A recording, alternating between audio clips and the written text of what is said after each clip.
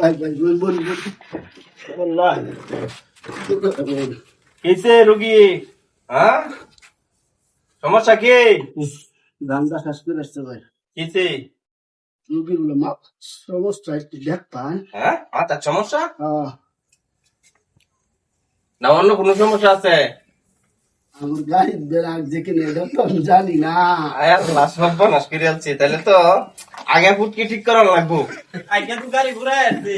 হ্যাঁ, বাড়ি দে তাহলে এই করুন, এনে উড়াইন, এনে উড়াইন, এনে উড়াইন, শোয়াই দেন, শোয়াই দেন।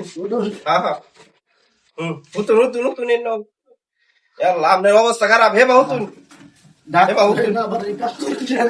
না, আমি নাম করে আতুরিয়া ডাক্তার, আমি কই আছি রে?